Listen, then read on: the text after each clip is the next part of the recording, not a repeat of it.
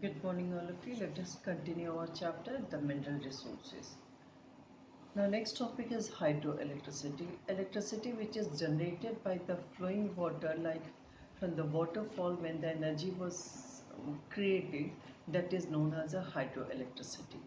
Hydroelectricity type of a power was there, as you know, the electricity, thermal electricity, which is generated from the coal and petroleum, and the nuclear energy, which is created by the nuclear mini nucleus. The hydroelectricity, let us start about the topic hydroelectricity. Hydroelectricity is the cheapest form of electricity because the running water or the falling water is only used for generating the electricity. In India, many rivers are there, many perennial rivers are there which flow throughout the year from the mountainous season, and because of that only what happened, we having a continuous flow of water, so abundant water supply was there, so we can generate the abundant electricity from this water. It does not depends upon, if you see it does not depends upon the any other raw material like the coal, petroleum, etc. It is does not exhaustible like the petroleum and coal. They having the limitation, they exhaust after the time, but it does not exhaust very rapidly because the running water from the mountainous region, when the rivers flow, they having the water throughout the year. It is renewable, it is cheap, it is clean, no air pollution was there, so it is also a very clean. The river water is permanently there, so we can use continuous, no other side effects were there. The geographical factor which is responsible for the generation of electricity is mainly the falling water, so the mountainous region is required. Also, the river should have the water throughout the year. The advantage, if you see the advantage over the other thermal powers of the hydroelectricity, it is inexhaustible and renewable resources because the water, running water will be there. It does not finish, so it is renewable resource. It is very cheap to build a dam in place of the power stations of the coal and petroleum or from the nuclear power plant, so it is a much cheaper. It also causes no pollution, so it is a great advantage of the hydroelectricity. It is also very easy to transport to the longer distance. Because of all these things, the hydroelectricity is more advantage than the other power resources. When we talk about the disadvantage, the first disadvantage of the locality, if the river is not flowing from the mountainous season or the waterfall is there not there, the river cannot be harvested for the making of the electricity. Also, the supply of the water is not remains throughout the year. In the rainy season, the river having enough water, but in the dry season, most of the river water dries. Almost all the power project face the problem of siltation, like the rivers filled with the silts, and because of that, what happened? The river does not have enough water. The sands, the muds were there, which hampers the power stations, or which is harmful for the dam and multi-purpose project.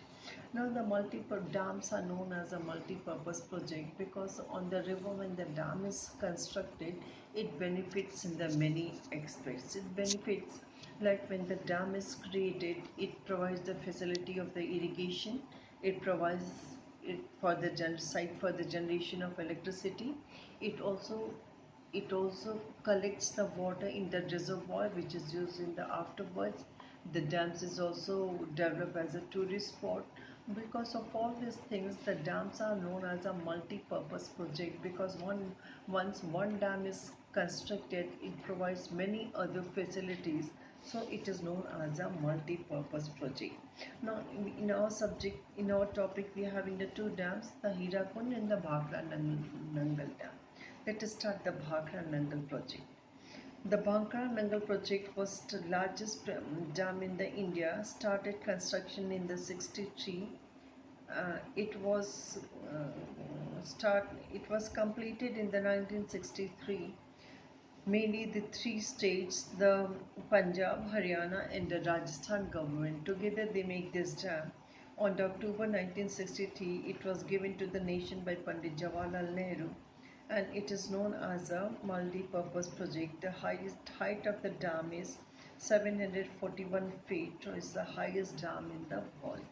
Location, it was mainly constructed on the Satluj River. The two dams were there. The first one is the Bhagra and afterwards the Nangal Dam. The great reservoir was there. The Great Lake was constructed at the site of the dam to collect the dam river water known as the Govind Sagar Lake. It the Nangal Dam situated on the Nangal about 13 kilometers downwards from the Bhakra Dam. It the dam having many advantage to all these three states, Punjab, Haryana and Rajasthan. When we talk about the advantage or the benefit, it provides the electricity. Mainly three states get electricity because of this dam. This electricity is used in the industry and in the agricultural reason. Also the many tubules, because of the Punjab, Haryana, it is an agricultural state. So the tubules gets the continuous supply of electricity because of this dam. It also helps in the controlling the flood of all these reasons. It also conserve the soil. It also conserve the soil because when the flood was controlled, the soil erosion will be also controlled. Afforestation and the fish culture is also developed because of this dam.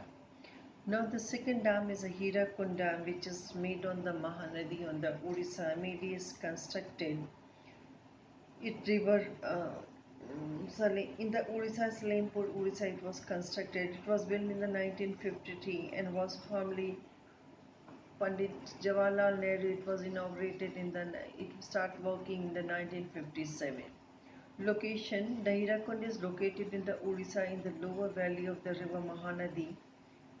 The dam of the Mahanadi, it controls the flood of that region. It hence the chief store of them, Hirakund, Tarapur, and the nearest near Cuttack was constructed. It controls the floods and also gives the water for the irrigation. The powerhouse was constructed on the dam was Chiplima Powerhouse, the Hirakund Rourkela powerhouse in also the Puri, Suratgarh, Cuttack and the Salem. Benefits of the Hirakund Dam, if you see, it was an industrial development of Orissa occurs because of this dam. This dam gives the enough electricity to industrial area. Or the other benefit of the project is the soil conservation, because when the soil erosion is controlled, soil erosion is controlled by the flood because of this dam. So this is our your power resources. Now the next power resource is a nuclear power. Nuclear power mainly, in the atom, the two main particles were there, in the neutron and proton. The nuclear power electricity is mainly produced with the help of this only. The main raw material for the generation of atomic power is a uranium, plutonium, barium and thorium. Uranium is available in the copper belt of the Bihar, mainly in the Chotanagpur plateau region. Similarly, the thorium is also found in the coastal region of Kerala. India has a vast deposit of a thorium, about 50% of a total world's deposit. Although the atomic and the nuclear power contributes only about 3% of a total power generation, but we having the vast potential because all the raw materials available in the India to produce. The technological knowledge which India is achieved laterly because it is not well developed. But India now with the other countries like USA, Russia and UK, France and Canada getting the technical help to generate this electricity. In the Indian nuclear power station, if you see, it was the first nuclear power station developed in the Tarapur in the 1969. The other plant located in Kalampur in the Tamil Nadu, Ratan Sagar, Rana Pratap Sagar in Kota, and Uttar Pradesh, Narora, and the Kalpara near Surat in Gujarat.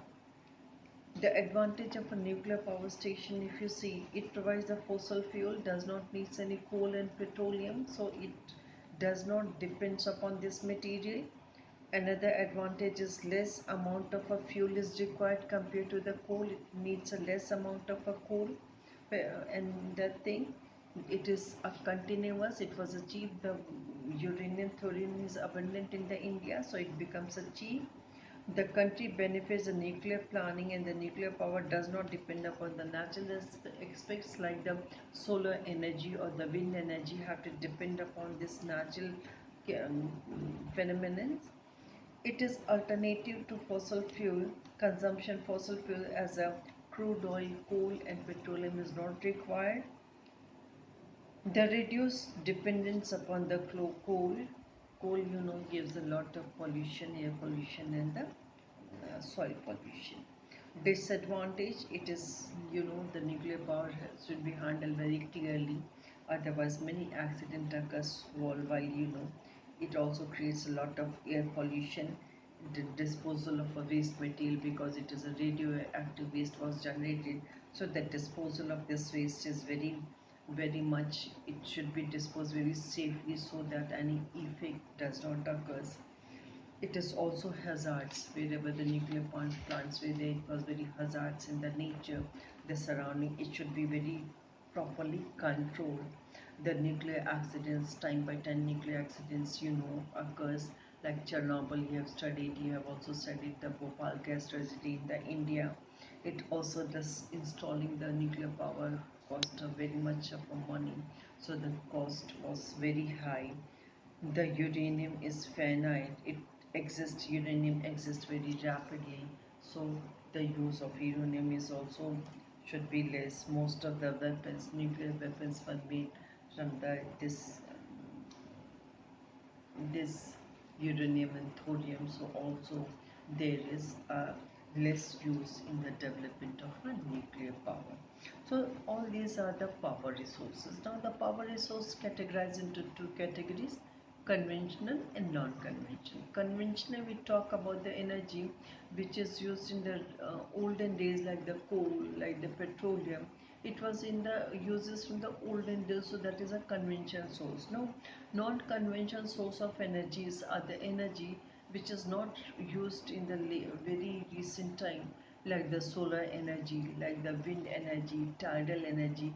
All this includes in the non-conventional source of energy, which was introduced recently, and it is very much popular all over the world, because this non-conventional source of energy, like if you take example of a solar energy, it does not needs any raw material. Only the rays of the sun was trapped and the electricity is produced. Because of that, what happened, the solar energy, the cost of the solar energy is very less. Also, it does not create any pollution, no air pollution, no soil pollution, no leftover remains like in the coal, the ashes left. So it also very economical because of all these reasons. When we talk about the advantage of non-conventional source of energy, it is a renewable source of energy. Renewable means like the solar energy, the sun always will be there, so it again and again it can be renewed. Similarly, the wind energy, the wind will be there permanently, so the wind energy, these energies are continuously there, so it is a renewable resource. It is also the environmental friendly, because it does not gives any type of a pollution, so it does not having any environmental issues. It also tapped very easily the solar energy from the sun, the wind energy from the wind, the tidal energy from the ocean tides. So it taps very easily. It is also very cost effective. Once a plant was established, it does not need some much again raw material, like the raw material again does not need. So first, once it was installed, it becomes a very cost effective. It is like India is a tropical country where the sun rays or sunlights were continuous in the India. The wind energy was also continuous of the India. So it was a continuous, we can produce continuously all these things. The biogas is also the biogas, the waste material which is created, the biogas was created very easily. It is renewable resource, again it can be repeated, reused. So this is the non-conventional source of energy. Mainly it does not create any pollution. They are cheap, they are continuously, they are available, they does not exist. So all these are the benefits of the non-conventional source of energy. So now the world was trying to trap with all this non-conventional source of energy so that it can develop nicely. Now we having in our syllabus solar energy, wind energy, biogas, tidal energy and geothermal energy. One by one we'll see all these topics. Next topic will start next period. Thank you.